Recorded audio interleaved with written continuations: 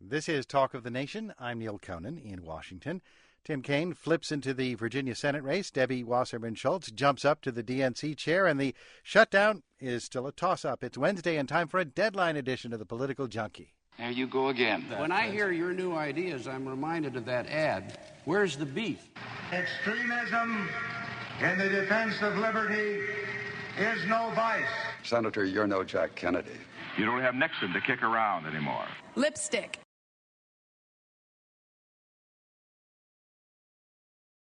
But I'm the decider. Every Wednesday, well, except last week, political junkie Ken Rudin joins us to recap the week in politics. This week, the president surprises no one by opening his run for re-election. Too close to call in a judicial election portrayed as a referendum in Wisconsin. A runoff for mayor in Sin City. Mrs. Goodman is the odds-on favorite. Big changes in Senate races in New Mexico, Arizona, and Virginia. But the news is dominated this week by the high-stakes showdown over the budget. More on that in a bit with columnist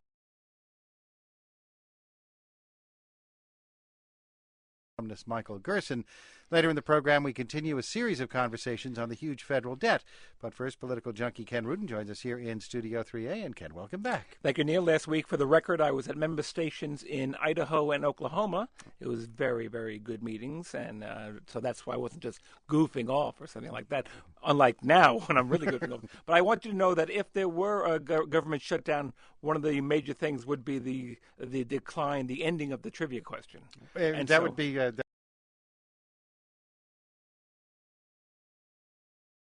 That would be no way you could have it. Well, we do have a trivia question this week because the government is not shut down. Oh, that's right. So here it is. Okay, it's kind of convoluted as always. But this one, the winner of this year's NCAA, or as once we heard on NPR, they once said call it the NAACP tournament, which they really did. The winner of this year's NCAA men's championship game was UConn. Connecticut, of course, is the site of a Senate race next year when the seat of retiring independent Joe Lieberman is likely to go to a Democratic or Republican. So switch parties. Right, switch parties.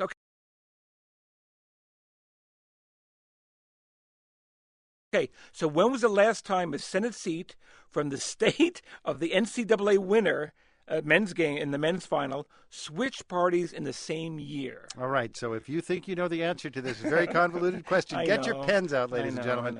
The last time a U.S. Senate seat from the state of the NCAA men's championship switched parties in the same year. I know. On a Tuesday in a month with an R. And give us a call, 800-989-8255. Email us, talk@npr.org.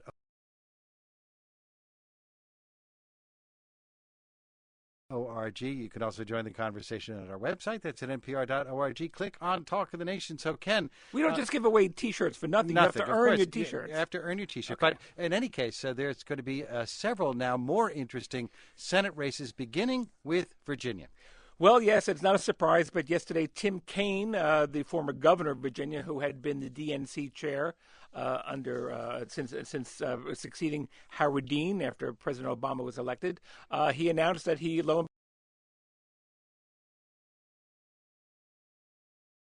behold, he will be he'll jump into the Senate race that Democrat Jim Webb is giving up. The race he said he was not going to enter. Well, they always say that. I mean, President Obama said he wasn't running for president until he ran for president.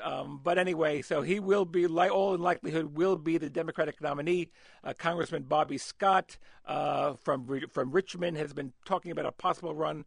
But most likely, Tim Kaine will be the Democratic nominee. And it's still not sure who the Republican is. It'll either be George Allen, the former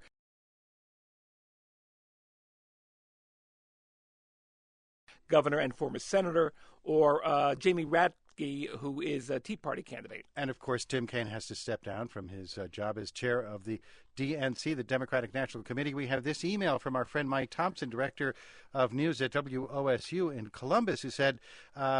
Ken Rudin yesterday boldly guaranteed that Ted Strickland was going to be named DNC chairman. Yes. Thank you, Mike. That is absolutely true. It was on WOSU, and I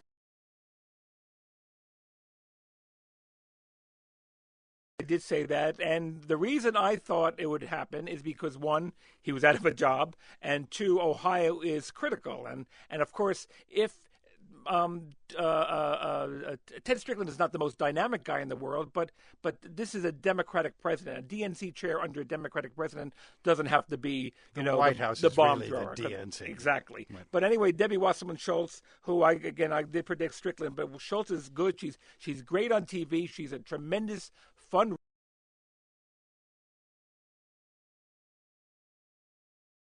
She's very aggressive, and of course, she also comes from the swing state of Florida, and Democrats are very excited about that. Well, speaking of Florida, thank you, Mike. Thanks, Mike. Always so good. Always good to chip in Keep there, in touch, Mike. George Lemieux, the temporary senator, is going to try to become a permanent senator. Yes, and he, during his 16 months in the Senate, he had a pretty conservative record, and he's running against Bill Nelson, who's seeking a third term. Democrat Bill Nelson of Florida seeking a third term next year. But the problem that George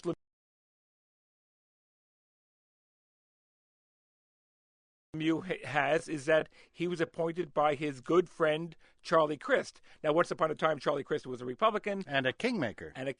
Right? But then once Charlie Crist left the party to run as an independent, the conservatives just, the thought of being called a Charlie Crist Republican is not what George Lemieux has to face. And but definitely, Bill Nelson is on the list of most vulnerable Democrats in 2012. In Arizona, meanwhile, Trent Franks opting not to run. Yeah, he's a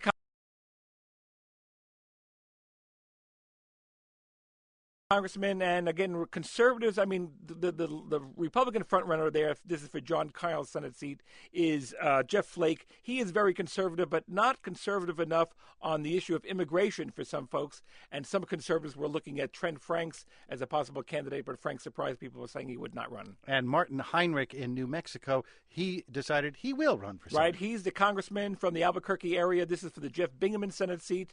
He will be, by all intents and purposes, be the Democratic nominee.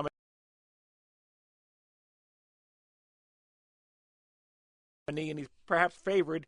There will be, it looks like, a Republican free-for-all for that seat, including Heather Wilson and the lieutenant governor there and others. And we had some actual votes cast yesterday, including, we'll get to Wisconsin in just a minute, but mayor of Las Vegas. Well, yesterday was the primary. Actually, it was actually the election, and if somebody had received 50%, there would have been a runoff. But Oscar Goodman had been the mayor for the last 12 years, a character, if you ever saw one, the former mob lawyer, who really, nobody ever heard of the mayor of Las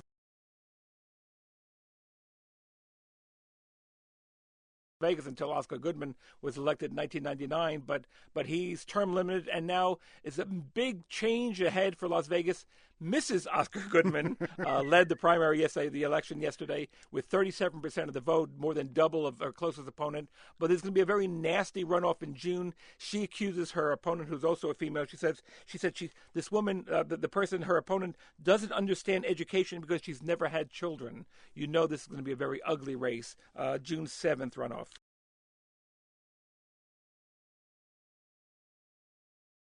And quickly, the first referendum, if you will, on the situation in Wisconsin, where, of course, there's been a standoff for quite some time, and that was a seat on the Wisconsin Supreme Court, and one of the candidates was identified closely with the governor, who's less popular than he used to be. Well, this is a guy, David Prosser, who was elected, was appointed in 1998, elected in 2001 for a 10-year term. He was heavily favored to win another 10-year term.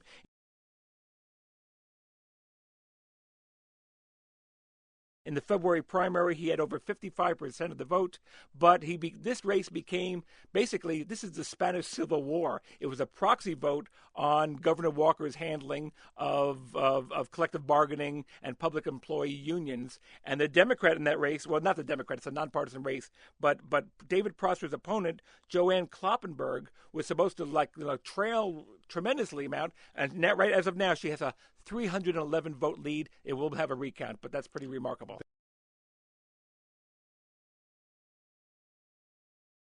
That's an interesting result. In any case, we have some people on the line who think they know the answer to this week's trivia question. Again, it is the U.S. Senate seat that switched parties in the same year as a men's basketball team from that state won the NCAA championship. What a stupid question. Who came up with that one? Unbelievable. Let's see if we can start with, this is Bill, and Bill's with us from Kansas City. Hi, guys. Go ahead, please. I think it is Jesse Helms, North Carolina. Well, the last time, I'm trying to think, the last time North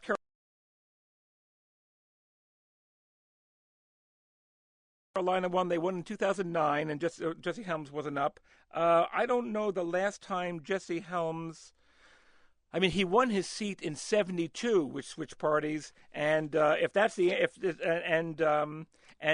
North Carolina didn't win the championship in '72, so it wouldn't be Jesse Helms. Okay. Oh, well. Thanks, Bill. Let's see if we go next to Donald, and Donald's with us from Silver Spring in Maryland. Hi. I believe it was my native state of Indiana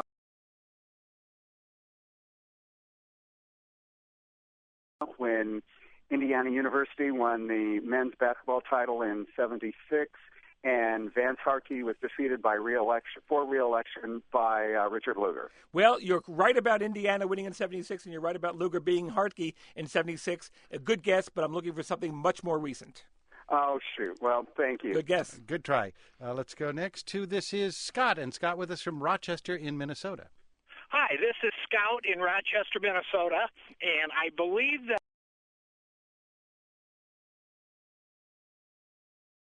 the last time that it was in Maryland.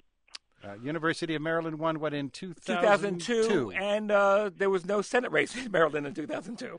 Oh, how about UCLA? What year?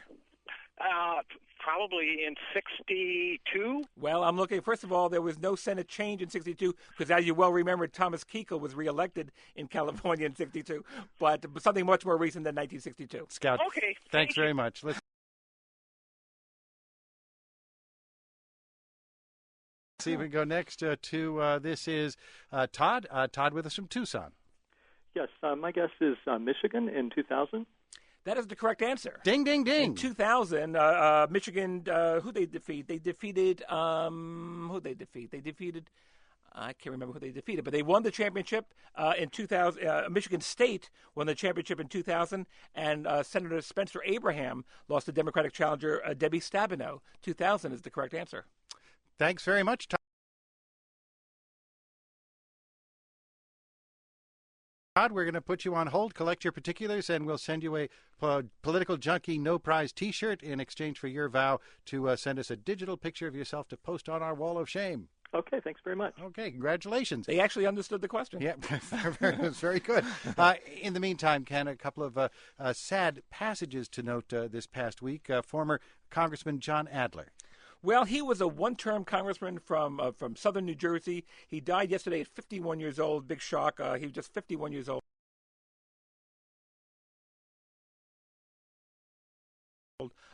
Pretty sad, very surprising. Cherry Hill, they lost to the John Runyon, the Eagles lineman, right. And then there was the loss of a name that many people may not remember, but a woman pioneer in politics. Ellen McCormick passed away on March 27th. I'm Ellen McCormick, a Democratic candidate for president. Help me to keep these hearts beating. Together we can help both the mother and her baby. Vote Ellen McCormick in the Democratic presidential primary. She was the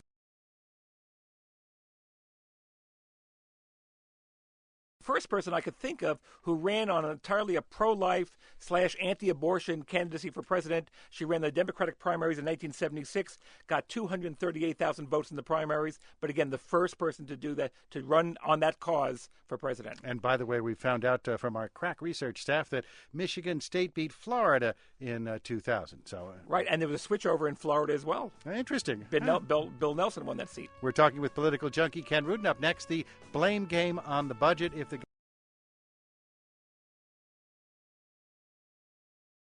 government shuts down on Friday night, who will get the blame? Our political columnist Michael Gerson will join us from the Washington Post. Give us a call, 800-989-8255. Email us, talk@npr.org. Stay with us. I'm Neil Conan. It's the Talk of the Nation from NPR News.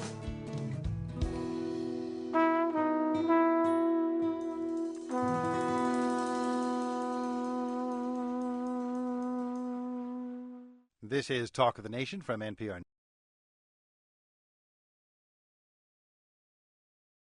News. I'm Neil Conan. The political junkie is back with us. Ken Rudin wouldn't miss a budget showdown. NPR's political editor. You can read Ken's column, listen to his podcast, and do your best to solve his scuttle-button puzzle, all at npr.org/junkie. If Congress can't agree on a 2011 budget or another stopgap measure, people will wake up Saturday with parts of the federal government shut down. Leaders from the House and Senate tried and failed to reach a deal yesterday at the White House. The president took to the podium afterwards and complained that Republicans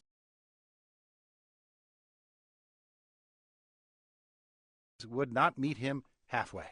We can't have a my way or the highway approach to this problem, because if we start applying that approach, where I've got to get 110% of everything I want, or else I'm going to shut down the government, we're not going to get anything done this year. And the American people are going to be the ones that suffer. The GOP, led by Speaker of the House John Boehner, pushed right back. Now, we're not going to allow the Senate nor the White House to put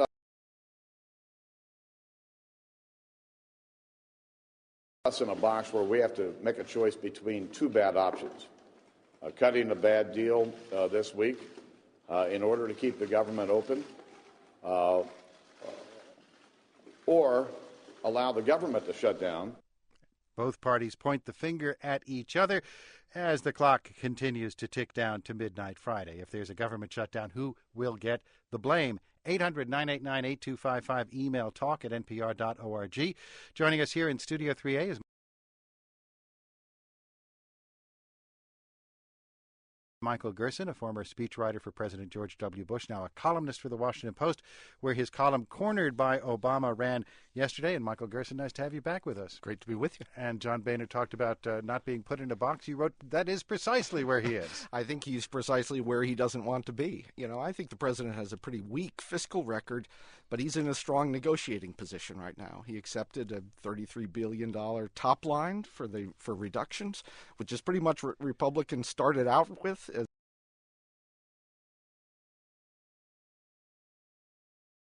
as a negotiating position last February. And now, when they reject that, he's the one that seems like the moderate voice, the reasonable voice in this debate.